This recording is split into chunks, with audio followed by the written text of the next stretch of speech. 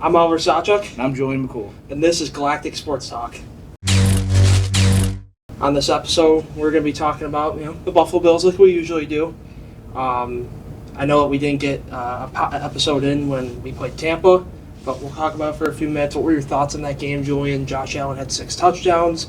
The first quarter was a little rough for him. He had 2 interceptions, but he worked through it, and he looked like his MVP self again. I mean, he was going crazy in the fourth quarter there. Yeah, Josh Allen looked like MVP Josh Allen, really putting on his Superman cape. And obviously that run defense for Tampa is very formidable. So definitely it was harder to run the ball on downs of distance, but definitely Josh Allen, just like that play with Tyrell Shavers, who you're a big fan of, definitely, made him look good. And the Buffalo Bills passing attack definitely improved over the last week. Yeah, and in that game, Tampa, obviously, the Bills made Sean Tucker look like one of the greatest running backs known to man. He was shredding up that Bills defense, but a positive note for the Bills defense, they shut down Baker Mayfield in that game. They did. They held Emeka Egbuka under 50 yards, and the leading receiver, Sterling Shepard. Sterling Shepard, 4 catches, 54 yards, something like that? Looked like giant Sterling Shepard. Yeah. So it's definitely... The defense, I think, played well for the most part, other than making Sean Tucker look like Jim Brown. But I think all year this run defense has been suspect at best. And I think going forward, the Bills definitely have a couple things to clean up. But if Josh Allen plays like that, I think they could beat anybody. Yep. The Bills moved to 7-3 after that game. Tampa obviously picked up another loss. I think they're 6-4 now going into this weekend. So 6-5. 6-5 now? Yeah. 6-5, yeah. Because Carolina's 6-5 is 6-5 or 5-5 right now. I think Carolina's 6-5 right now. Right, so they're like a half game back right now of Tampa. Yep. So obviously the Bills picked up a win there, and then last night, Thursday night, they played the Houston Texans. Yeah. NFL's number 1 pass defense and scoring defense. They've been elite this year. Their offense, not great, led by Davis Mills right now because C.J. Stroud is still out with concussion. Yeah. He started practicing yesterday, but he really didn't get ready for the game in time. They couldn't clear him. So the Bills went into Houston, a place where Josh Allen has been typically known to struggle, and last night was more of that. Yep, Houston, I guess we have a problem there. We have a problem, yeah. And I think really the problem was it was similar to Miami. No one could really create separation other than Khalil Shakir. And Shakir really kept them in this game from the lateral at the end of the game, which was insane. I jumped out of my seat when that happened. I couldn't believe they converted that 4th and 27 out of nowhere. It was insane. But definitely, I don't know, I think we didn't really continue our run game. And I thought our run game was good. I think what really killed us was field position. I think Tommy Townsend, again, striking back like he did it with Kansas City. It seems like we never leave Kansas City. They're always in our dreams, man. And Tommy Townsend definitely had punted a lot inside the Bills' 15 and even at times a 10. And the Bills would run the ball on first down, and they would get like 5 yards, and then they immediately go away from it. Yeah. I just don't really get that at all because I think on second down, you should just run it again because if it worked, and then go on a passing down. But it seems like at times they kind of went away with what was working. But I do think the absence of Dalton Kincaid was definitely not, it's definitely not great to not have him for sure. And outside of Dalton Kincaid, you have Curtis Samuel, who's been playing well the past few weeks, and then you have Keon Coleman, who everybody expected, as we said in our past episode. Check out episode 2 of Galactic Sports Talk. We talk about Keon Coleman a lot in there. Yeah. But they expected him to be that downfield threat, and obviously he's getting benched again for a second consecutive game, and he hasn't been what the Bills hoped he would be out of the second round. Yeah, and you definitely saw the Bills try and do something with that with Gabe Davis yesterday, and he caught the ball, but he never got in bounds. Right at the end of the game. I mean, that would have changed the whole game for Buffalo right there, right at the end.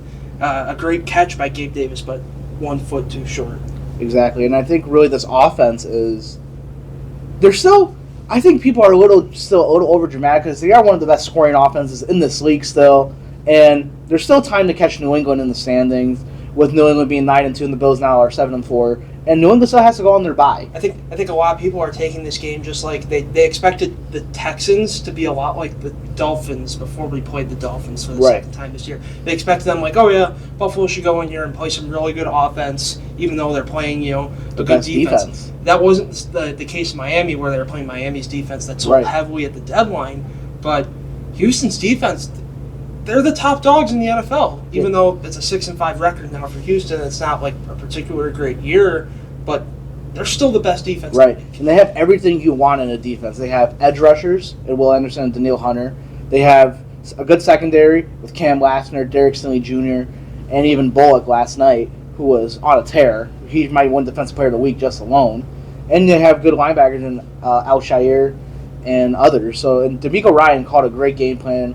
And you got to give credit to the Texans because really, I think the Bills hurt themselves more than the Texans, but that Texans defense is no joke. And if they get in the playoffs as a 7 seed, they can any 2 seed or any other seed, they might not want to play that defense. Yeah.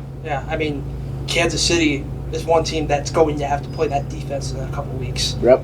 I mean, it's scary times in the AFC to play a defense like that. Right, and I think the entire AFC right now, the top dogs, what do they all have in common? They have great defenses right now. Denver, New England, one of the best run defenses, Indianapolis, and the Steelers sometimes. Steelers have had some flashes here and there. Right. Obviously, their defense has been talked about a lot. Highest paid defense in the NFL, and not really living up to the expectation. But when you have when you got a guy like T.J. Watt, you have a Jalen Ramsey, you have a Darius Slay, Kyle Duggar, new acquisition. Alex Highsmith. You have really big names on that defense. Right. I mean, like you just said, they're the highest paid defense, not just this season, but in NFL history.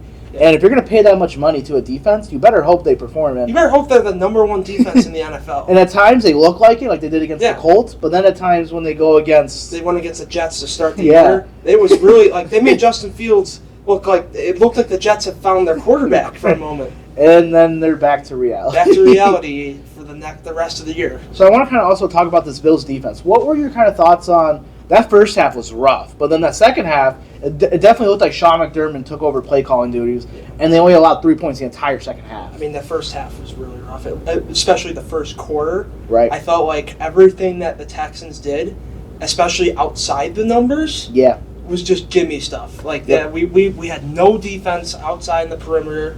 I mean, Davis Mills obviously didn't have a fantastic game. No, but he was a great game manager. Yep. He didn't make mistakes. He had a decent amount of incompletions, but didn't throw a pick, didn't have a fumble, didn't have anything happen. He threw 2 touchdowns. I mean, that's what matters, especially in a close game like this. Right. When you have a backup quarterback, all you want him to do is not per se win you the game, but don't lose us the game. And he didn't really lose in the game. He took what the defense gave him. And the star of that on that offense was Christian Kirk out of nowhere, making plays in the middle of the field. And Terry Johnson did not look good. They had that 1 touchdown drive with Christian Kirk. Most of that drive was honestly just penalties self-inflicted on the Bills. I mean, I think there were 4 penalties on Buffalo, big yard penalties that forced the Texans down the field and eventually got them to the goal line where Davis Mills hit a wide open Christian Kirk for a touchdown. I think the biggest thing watching this game was tackling. Yeah. And there'd be times when Woody Marks or even Nick Chubb, I think more Woody Marks than Nick Chubb, would be tackled 2 yards in the backfield on a 3rd and 3rd and 2 or 4th and 1, and they would still get the first down. And you go like, how did you not get him there? Yeah. Like sometimes I think this defense, is suffering from injuries, but in the past they definitely did not have great running defenses. They were always like okay or mediocre run defense. This year is by far the worst it's ever been in the Sean McDermott era. And I do think a part of it is, injuries, obviously, but every team goes through injuries. But I do just think this unit is just not really built for, like I just said last week, they're built for Kansas City. You're talking about injuries, but last night, I mean, we saw an unorthodox amount of injuries. A lot of players coming off the field. At one point, I believe in the end of the 3rd quarter, beginning of the 4th quarter, James Cook was in the medical tent. Yep. Of all people, just out of nowhere, he's helping put the tent up, and he's going in there. The Bills had a lot of injuries. I feel like that plagued their defense terribly throughout that entire game. But that's not just a thing that the Bills have been dealing with. Right. That's the rest of the NFL. The injuries have been terrible this year. Yep, and I would say, the Bills, for their coming schedule, they play the Steelers, And I think that's a good bounce back game against a good defense and a okay offense. Yeah. But definitely, I just think the Bills have definitely a lot of work to do, but they're still a good team. They're a playoff team, and like 2 years ago when the Bills were 6-6 and they had a 10% chance of making the playoffs, they came back and won the division. They won out. They won the year out from the 6-6 record. They went to 11-6. Right. So, I think there's still time for the Bills to catch up to New England and win this division. But you definitely have to feel a sense of urgency in Buffalo for these next coming games. The difference between that year when they were 6-6 and they went to 11-6 was that there really wasn't the Dolphins were in competition for the AFC East, but this New England team has a really light schedule at the end of the year. Outside of us again in New England, and then they have to play Baltimore as well. But Baltimore is getting healthier. Yeah, they are. Lamar's starting to play a little better. Derrick Henry's starting to get in the mix again. Those are really the only two games that New England has where they're like, it's a question mark on if they're going to win. They have a lot of games against some really easy opponents. Mm-hmm. They do play Cincinnati this week, and we don't know if Joe Burrow was a full participant practice this week at some point. So, maybe Joe Burrow comes back this weekend. I don't know. I think they're going to rest him, though. Season's already, they're 3-7 now for the Bengals. So I feel like just starting Burrow's a little iffy. That team hasn't been very good this year. So. Yeah, and I do think, too, the Bills, their schedule is very... At times it's hard, but at times it's easy. Like, they play Cincinnati as well. They play the Steelers, who... Steelers have been suspect to a lot of issues. They also play New England. They might not have Aaron Rodgers either. Right. And then they also play Cleveland, who's another great defense. That could also be another test. Yep. They play the Eagles, which we'll get to when later on this episode, where the Eagles play the Cowboys. That's one of the big matchups for this week. But other than and then the Jets. And I think this season is going to end, either with the Bills on top of the AFC East or playing a team maybe like the Colts, like the Denver Broncos, or even New England. I think the Bills' worst fear for the end of the season and where they could be in the playoffs is going in the wild card round to Indianapolis to play that Colts team. In my opinion, that is the toughest matchup they could possibly have against that offensive line and an MVP candidate in Jonathan Taylor right now. Exactly, I agree with you 100%. But this is by far, and probably since I've watched NFL, the most wide open it's ever been. Yeah. And there's nobody really that's a contender. Like, do you really trust Daniel Jones to take it to the Super Bowl? Do you trust that Denver offense, which for 3.5 quarters is terrible, and then do you trust Drake May? Really, is he ready? Drake May has been really, really, really consistent this year, and he's had a lot of really big games, but those men against opponents like the Jets or the Browns.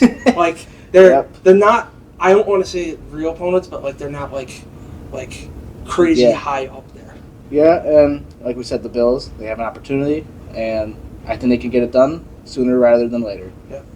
We're just going to start talking about more of the general stuff that's been happening in the NFL. This weekend we have the Eagles and we have the Cowboys. Yep. A big game. Their second time meeting each other this year after opening week this year. Which was a crazy game. What an opening week from Jalen Carter in the first snap. Was it after the kickoff? Yep. It was right after the kickoff. He spit on Dak Prescott. Yeah, a wild moment to open the year on, was it? Was it Thursday night? It was Thursday Night Football, very first game.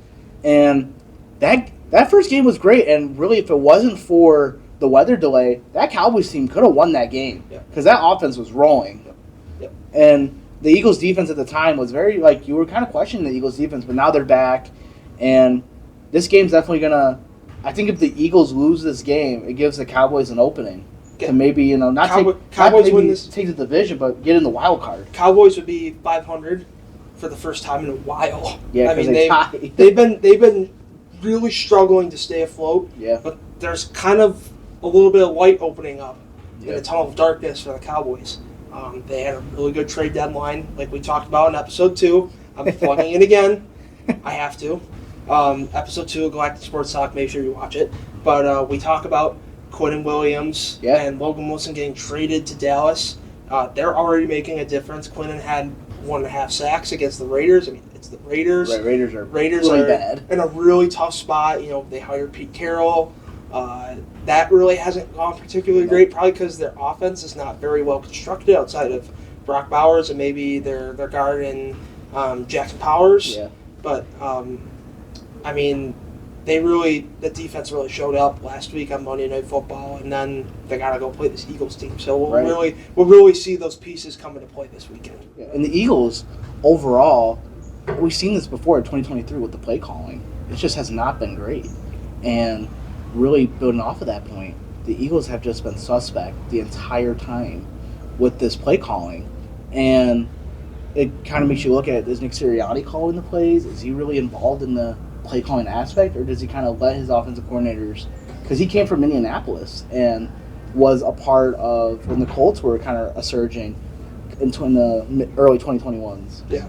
Yep. So, I mean, that's a big game this weekend. Yep. What else do we have? We have the Rams and the Buccaneers, I believe, this weekend. Yeah. That's another big game. Buccaneers looking to stay above 500 after they had the game in Buffalo last week. The Rams obviously coming off a really big clutch time win in the 4 o'clock window last Sunday against the Seahawks. I mean, that's their big opponent. They got the first win against them this year. Yeah. So that's a big game as well. Right, and I mean, that's another game where Matt Stafford has looked like we talked about last week, MVP candidate, and Baker Mayfield really, with all these injuries on this offensive side of the ball, putting that team on his back. And we'll see if the Rams can really hold on to that Super Bowl, favorite. Because all season, we've kind of been waiting on the Eagles to really show us they are the Super Bowl contender. And they're still winning games. But this Rams team and you got to give credit to Sean McVay and the staff and the GM for drafting such a really talented team. Out of nowhere, too. I mean, it was a progressive rebuild after the Super Bowl. They went all in that year to win the Super Bowl. Obviously, they have nowhere to down anymore. No Von Miller, those guys are all gone, and now they have new guys like Jared Verse, Brandon Fisk, my bad. Byron Young now. Young. Kobe Durant. They're definitely a Cameron Curl. And a surprise, too. The guy from Washington that they developed, the cornerback. He was Emmanuel Forbes. He was the Commanders' first-round pick. Didn't really work out too well. Yep. And now he's at the Rams, and the Rams have been known to fix players, obviously. Yep. I mean, Baker Mayfield's coming back to L.A., where, I mean, his career path kind of changed. He did. Yeah. So it was definitely a great, Baker Mayfield has turned it around immensely his entire career. Yep. And you got to give credit to the Buccaneers and really developing them with this wide receiver crew and giving them the weapons to work with. Yeah. Another game I think we should really highlight. It's not a big game. Obviously, both teams' seasons are more or less over. They're trying to figure things out for next year, heading into the offseason. But the Raiders and the Browns, for one reason, Shedeur Sanders is making his NFL debut. What are your thoughts on that, Julian? I guess it's going to be interesting to see a team where, because all offseason, or even this season, we've heard that Shedeur has not been really running with the first team and not running really, given an opportunity to do it. And we saw Dylan Gabriel, who's after people thought he was going to be like a top 10 pick in the draft. I mean, he fell all the way to the 5th round? He did. He fell all the way to the 5th round. And definitely, it's going to be interesting to see against a Raiders defense that's not as good, but they still got Max Crosby. Yeah. And we can see what an elite defender he is. Shedeur played the whole second half against Baltimore and obviously didn't really perform up to the standards that all of his believers have been saying that he should have performed to. Yeah. But he's a rookie. Got to give him a break. Got to give him some slack. Yep. Obviously, there's something going on behind the scenes that we don't know. Like maybe he's not as good as people thought he was heading into the draft, and now it's becoming a big deal around the NFL that oh my God, like the kid of Deion Sanders is not on a starting roster. He's not starting for a team. Yeah. Quarterback position is hard to start in at the NFL. You've got to be really talented to start. Yeah, and he doesn't really have the resources around him, other than Quinshon Judkins and at times Harold Fannin. I mean, David Njoku has been a disappointment this year after coming off a career year last year. It was. I think that in part maybe was because of the quarterback play we saw of Jameis Winston coming in for a little bit there. He looked really good, and Njoku looked really good in that process as well. Yeah, it's bad. And I just think, given a game plan for Shedeur Sanders and really prioritizing everything with him is definitely going to make or break, his career development, and to really see if he can develop to what maybe a lot of people thought he was coming out of the draft, which is this pocket passer that's going to be extremely accurate, take what the defense gives him, and really use his arm talent rather than his physical talent to get down the field. Yeah. Well, is there anything else sports-wise that you want to talk about, Julian? Maybe recently in college football, how about the James Franklin hire? The James Franklin hire? Sure, let's talk about it. I mean, James Franklin getting hired to Virginia Tech earlier this week. Yeah. Big news out of the ACC. Getting a very, I'll say, popular head coach. Yeah. Was with Penn State earlier this year. I mean, late August, Penn State was ranked number 2 in the entire nation for college football. And they have fallen off a cliff after losing Drew Lohr to injury and losing right before that game where Drew Lohr got hurt. They lost to Oregon in, I think, double overtime there. So it all started kind of when they went downhill against UCLA. Yeah. And they were a 21-point favorite, and then they lost, and then it seemingly went downhill. It went downhill, and then James Franklin got fired. I believe his buyout for his contract is around $50 million. Yep. Which is a lot of money for a guy that didn't really do. I mean, he made a great. He made Penn State prominent. But they couldn't beat any of the good teams. They couldn't beat any of the good teams, especially Ohio State and Oregon and college basketball. And Michigan at times. Michigan too. They really struggled against ranked opponents. It was a real problem for them, and yeah, like you said, that UCLA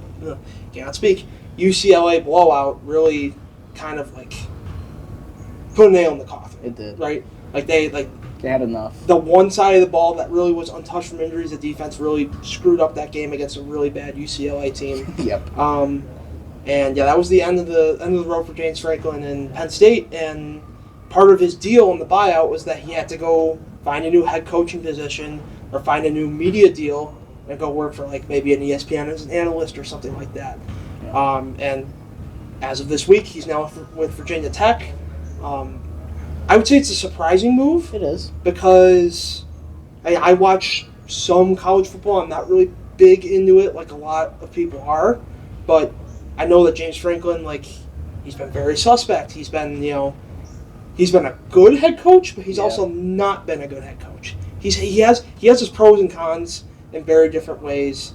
One of his good things is building a team, but then going out in the field and actually winning the games has been a really bad problem for him. Yeah, and really comes down to critical situations. I mean, no doubt he can recruit and he can put talented people in positions, but it's all about really, at the end of the day, execution. And a lot of the time, I don't think he executed to the standard of his recruiting skills. And like we said, going against those big teams, he couldn't really get it done. And then now this year, when he was going against teams that were more inferior to him and losing, I think that kind of put Penn State in bad light and kind of made it seem, it's over. I think we have to move on. And Penn State, since he's been there, has been always a team, can they do it? Can we do it? Can we do it? Yep. And I think last year was that opportunity. I mean, they were in the college football playoff, and they made somewhat of a run. Obviously, it was the first year of the new format, but they made somewhat of a run, and losing to Notre Dame. They didn't have they did not play offense very well that entire postseason. It was a defensive battle every game they were in. So definitely, I think he's going to elevate Virginia Tech's program. Yep. He's going to make it a lot better. But they're going to face those cons eventually of, they might be a lower-ranked team. Virginia Tech, I don't think they're going to be top 10 in the country just like that. But, it's a good hire for now, but down the road, can James Franklin actually, get going? Keep going. Right, and really take what he knows and what he's good at, which is recruiting, and really make a team in Virginia Tech, who hasn't really been relevant since Tyrod Taylor was there. Yeah, yep. It's been a long time for them. So now we're going to switch over our sci-fi, or this week, movie section. How we get here? I don't know, man. I don't know. Mystery of editing, I guess. So in this segment, we're going to kind of shift our gears from Star Wars talk and more sci-fi and cinema talk. Right on this, we have the 4 movies from Back to the Future, Rocky, Jurassic Park, and Indiana Jones Raiders of the Lost Ark. 4 phenomenal movies, and we're going to rank them from worst to best. We have our own individuals, and I have no idea what he's going to list, and he has no idea what I'm going to list. So right away, Oliver, lead us off. All right, so we're going to go from worst to best. Yes, sir. All right, so my bottom one, Mm-hmm. number 4 is going to have to be, just because it's new for me, and I really didn't watch it with my family because it wasn't a movie that resonated with my dad and my mom or anyway. It was Rocky. Oh. I love Rocky. I love the movie. Great movie. I got to see it for the first time actually freshman year here at St. Bonaventure, but Really? I had never seen the movie until then. Huh. I lived all the way up till my 18th birthday and still have never seen that movie. Isn't that crazy? That is crazy. So yeah, that's my number 4. Adrian, come on! Yeah, I know. But that's my number 4. My Okay. number 3 is Jurassic Park. Okay. I think it's a good movie. Yeah. No shame on it. There's just 4 fantastic movies Right. of their time. Jurassic Park has a great plot, obviously. Dinosaurs in a random park in the middle of nowhere. Yeah. And then they go on a rampage and start just killing people. But, Yeah. no, Jurassic Park's a good movie. But my number 2, and I love it more, is Indiana Jones. Right. Especially the first movie. That's the one we're talking about, right? The first one. We don't talk about the one with Shia LaBeouf. Yeah. We don't. we don't Not we don't Crystal talk about Skull. that. We don't talk about that one. But no, the Lost Ark, Raiders of the Lost Ark, that. That's a great movie. I'll sit down anytime when I'm at home and watch that movie. I got a Blu-ray player still, so Blu-ray. premium HD content right there. We don't do 4K. We do HD. I remember as a surround kid, sound. we would have like a Blu-ray. I would put the disc in the Blu-ray, Yeah. and we would watch movies. Still do. My dad won't do the streaming thing, so. You won't? Nope, we have a Blu-ray player. Cannot speak. A Blu-ray player, and we still use that. We have an old surround sound system that's over 30 years old that we're still using because Yes. my dad does not want to upgrade. But the first one, obviously, Back to the Future for me. I'm a big sci-fi guy. I really love sci-fi, and that movie just resonates with me because it's more scientific based, honestly. Even though it's all not canon. No, that can never happen. But it's an an interesting concept. It's an interesting concept, 88 miles per hour, and you can go back in time. Right, it's if you go back in time and mess with the past, it can mess your future. Yes. And mess the present to your future. Honestly, it's a movie that can teach a lot of life lessons, though. You can. All right, so that's an interesting ranking. Those are my rankings right there. So, like Oliver said, these are all phenomenal movies. All are at least 9 out of 10s to even 10 out of 10s. So, for my number 4, I have to go, I think, with Jurassic Park. And the reason why is because it's great. I love, my favorite scene is in that movie is when Jeff Goldblum is walking toward the dinosaur poop. Oh, yeah. And he goes, "That's one big pile." It's hilarious. It's one of the best lines ever written. I couldn't agree more with that. So.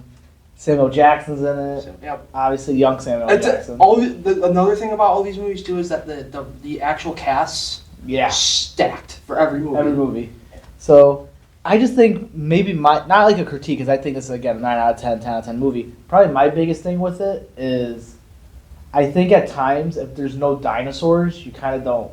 I don't want to say care, but it's just you're really there to see this computer generated or even these animatronic because a lot of it wasn't CGI as well, the T-Rex chasing them. It's an actual animatronic, which is cool. So I just think that part, I just think when Jeff Goldblum and Laura Dern is not kind of on screen, that main family, I just don't think you really care as much, or you're just not as invested. So maybe that's my critique. My number 3, I think I'm gonna go with Indiana Jones.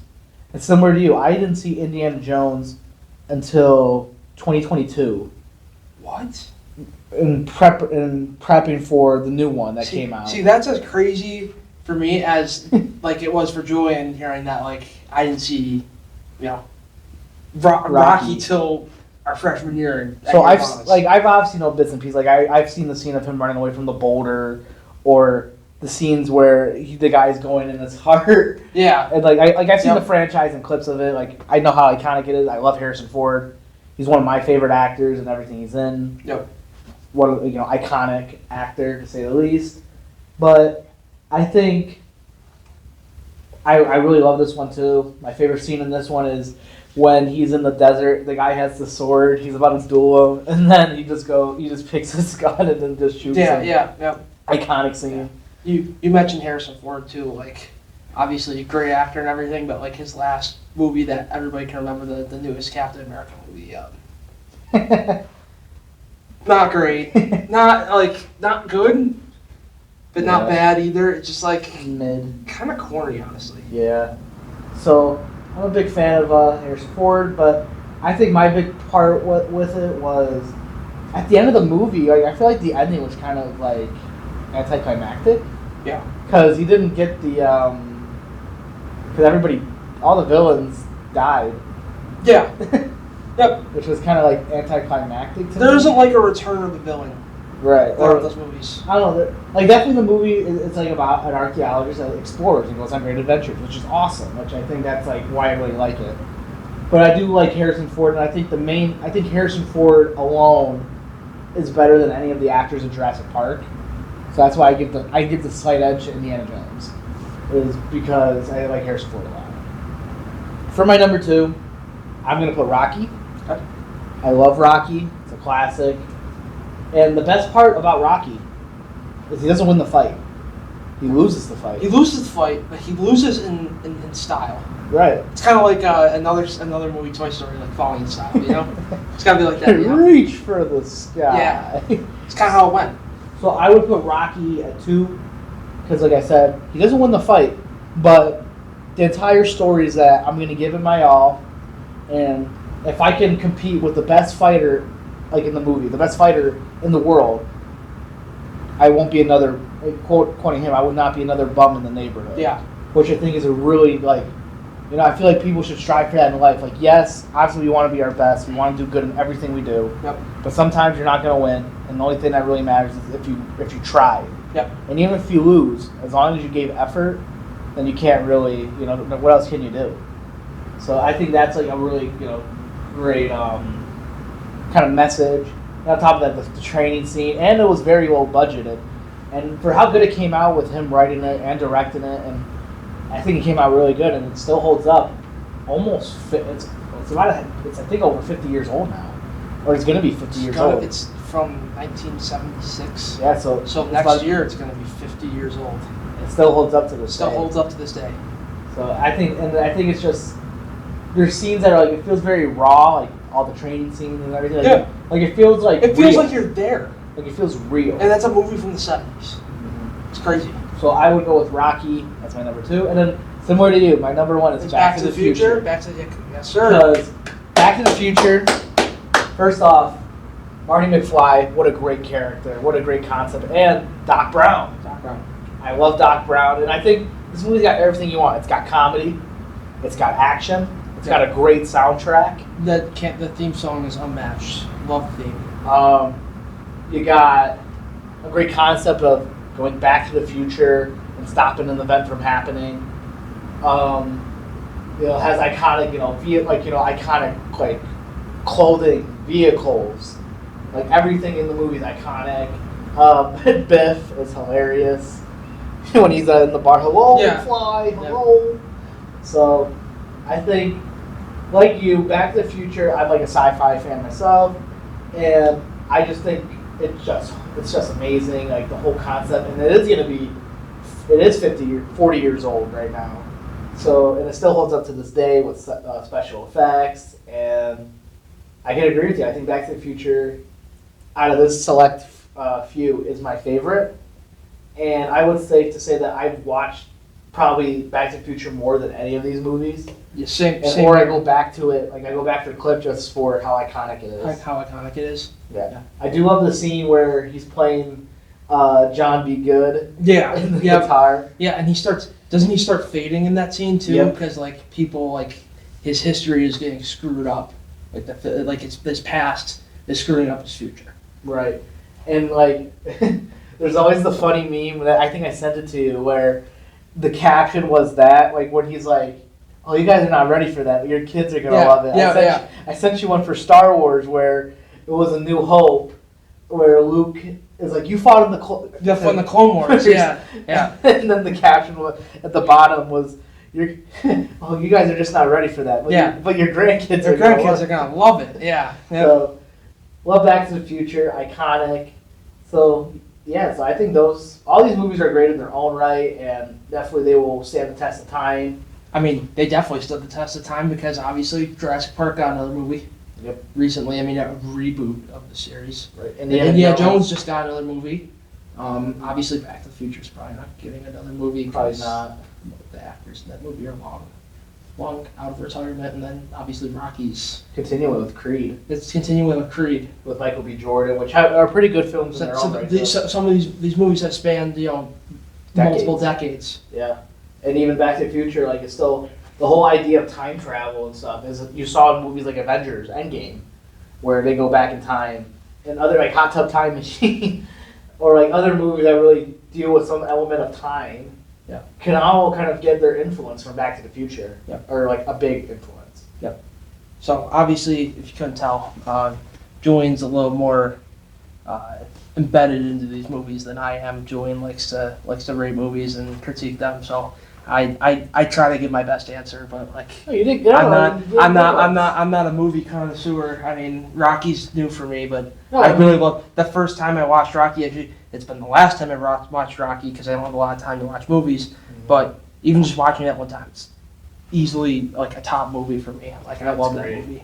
So yeah, these are really tough movies to rank because they're obviously. And I think it kind of tells about like your personality. Like you said, number one for you is Back to the Future. Yep. You like sci-fi. You like kind of like a grander world, like this like grander thing. Whereas maybe somebody like who likes Rocky the best likes some more real and like reality. And like I said, like you go down, you get picked back up, kind of story. Or if you like Jurassic Park, you kind of like this whole idea of like sciences and you like nature and you like to see dinosaurs. Like that's awesome. Or then you like Indiana Jones. You like to adventure. You like to explore. Yep. So I think each of these movies have their own kind of like themes and messages, and I think whatever your favorite ones is, like kind of how you rank them, or your favorites, kind of tells kind of like who you are. So for both of us, we like sci-fi stuff. So for next time, on episode 4 next week on Galactic Sports Talk, we'll be talking about the NFL in the past week or the week coming here with this episode. We'll be talking about like a recap of what happened in that the Bucs Rams game or the Eagles Cowboys game. Shadur Sanders' debut. We'll be talking about that. Then we're going to talk about Thanksgiving Day games because obviously it's a tradition. NFL on Thanksgiving is like that's their day. That's their big day. So we'll be talking about that and highlighting those games and talking like what's our takes on those. Yeah. And then obviously we got to talk about Thanksgiving Day food. Right. Like, I mean, we have to. Obviously, this last segment that we usually do is primarily around sci-fi, but we like to talk about a whole bunch of things. So I have one question to end this episode, Julian. What is that? The world's greatest wonder. Does pineapple belong on pizza? Absolutely not. Disgusting. Thank you for the correct answer. Because anybody that says, yeah, it should, it's acceptable, no. Get them out of here. My take on pizza, like, I just think there's certain stuff that goes on a pizza, like some type of meats or some type of, like, kind of like flavors, like garlic or hot or, like, some type of flavor. But I think if you put, like, fruit or, like, to me, vegetable on pizza, I just don't think it's, like, good. Yeah. I mean, mushroom pizza's okay, but I don't know. I just think putting fruit on pizza is just gross. Like, I just don't think, there's no consistency at all. Yeah. So, yeah, no. Oh, this is it for Galactic Sports Talk episode 3 now? Yeah, episode 3. Feels like we started episode 1, just like 5 minutes ago. So, have a good rest of your day, folks.